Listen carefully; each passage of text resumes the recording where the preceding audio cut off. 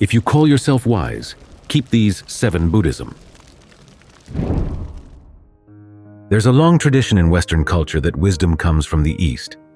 Socrates claimed to have gained his wisdom from a woman who came from the East, Diotima. She's the only person in all of the Socratic dialogues whose teachings Socrates doesn't argue with.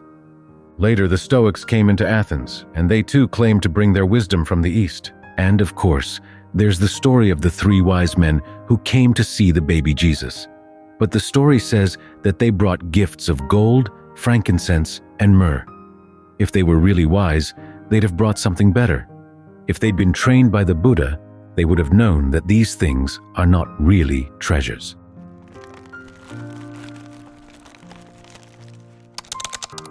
Treasures from the East.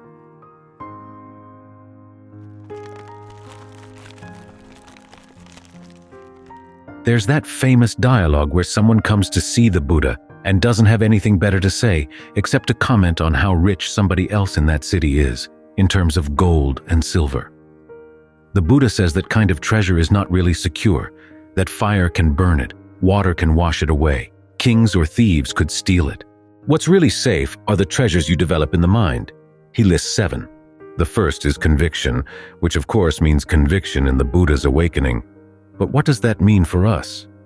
It means that there's a human being who, through his own efforts, was able to find a deathless happiness, who able to teach it so that other people can find it too. And the qualities he used to find that happiness are things we all have in a potential form. The implication being that if he can do it, you can do it too. He cited 3 qualities as crucial: heedfulness, ardency, and resolution. Heedfulness, realizing that your actions do have consequences. You have to be very careful about what you do. And because your actions come from the mind, you have to be very careful about which things you allow to grow and develop inside the mind, and which you have to learn how to put aside. Like we're doing right now as we meditate, we're staying with the breath. We're putting aside all other thoughts. We have to be watchful about what we're doing. You're developing a habit, what the Buddha calls commitment and reflection. You commit to staying with one object and then you reflect on your mind to see how well it's going. Then you're ardent, trying to do this well, and resolute in the face of difficulties. Of course, the major difficulties are inside. Part of your mind doesn't want to meditate, and instead wants to do something else. But you have to be resolute in saying no, and you have to be effective in saying no. But you can do this. In fact, that's a large part of your ability to do it. Having the conviction that, yes, it is possible, and not just possible in general, but possible for you. Think about the Buddha's students. There were a lot of people who were pretty unlikely: lepers, outcasts, a woman coming back from a picnic with her friends, all decked out in all of her ornaments. She stops off and sees the Buddha, he teaches her, and she becomes a non-returner.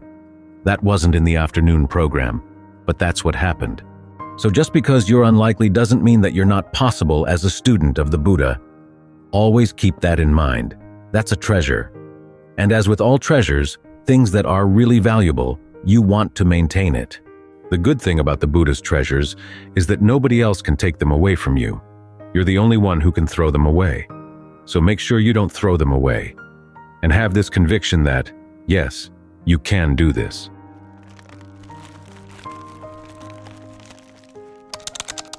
The next 2 treasures are shame and compunction.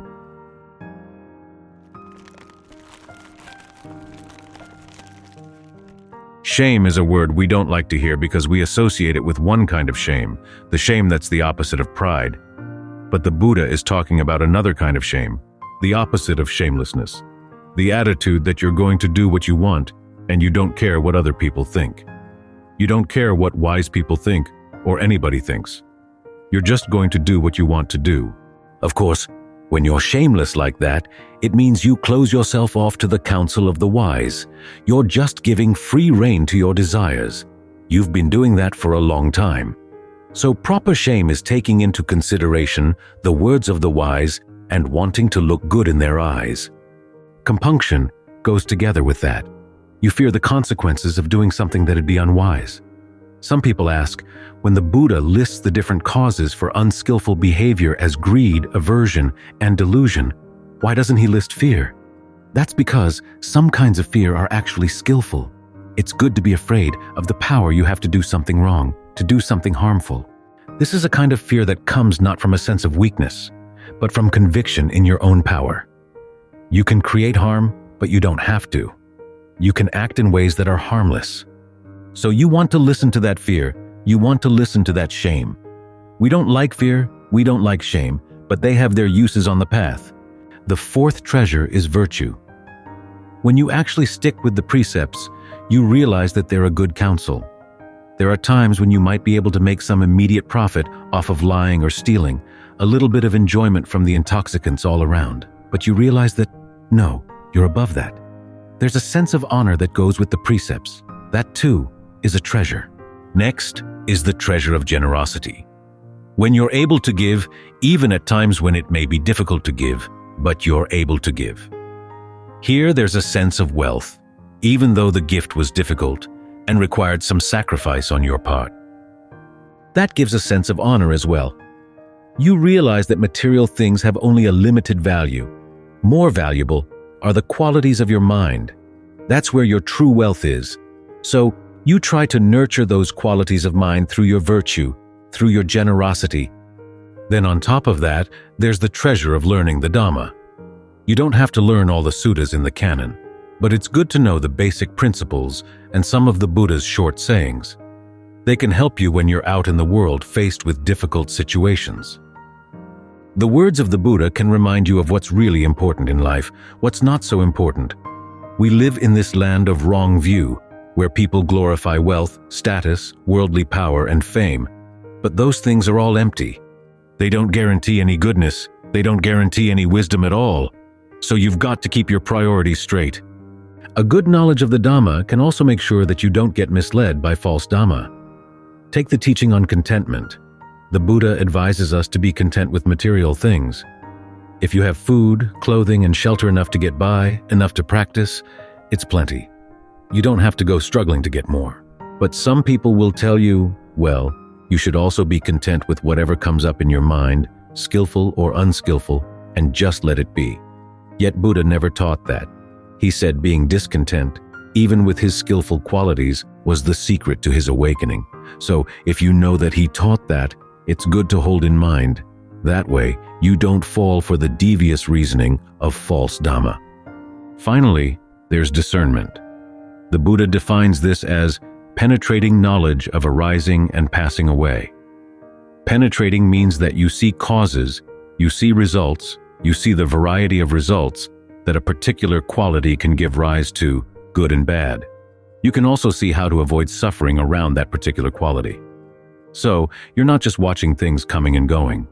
Your knowledge is penetrating. It sees cause and effect, and especially, it sees cause and effect in your own mind. As you meditate, you're not just watching things come and go. You're actually actively giving rise to a state of concentration. You're experimenting. You say, how about doing this, doing that, see what the results are? This is how scientists arrive at an understanding of cause and effect. They manipulate the causes and see what happens.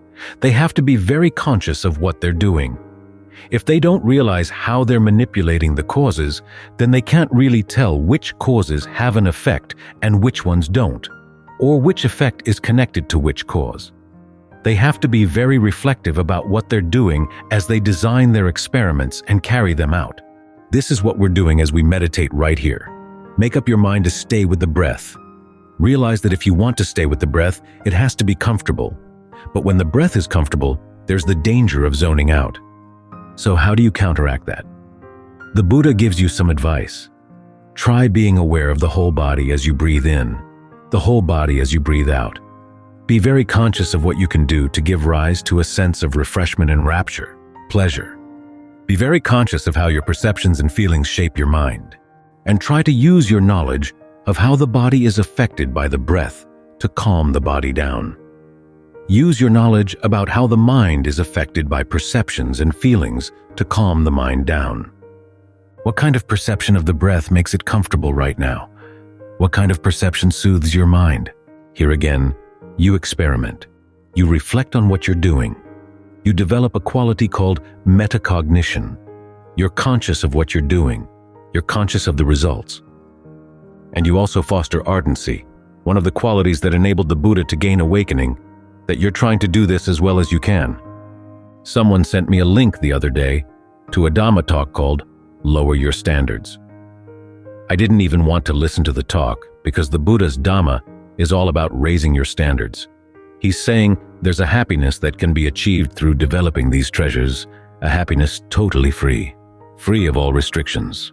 When that possibility is there, the Buddha found it, you're convinced of it, why settle for anything less? When you have these treasures, then when the treasures of the world come and go, you're not so blown away. After all, that's the nature of worldly treasures.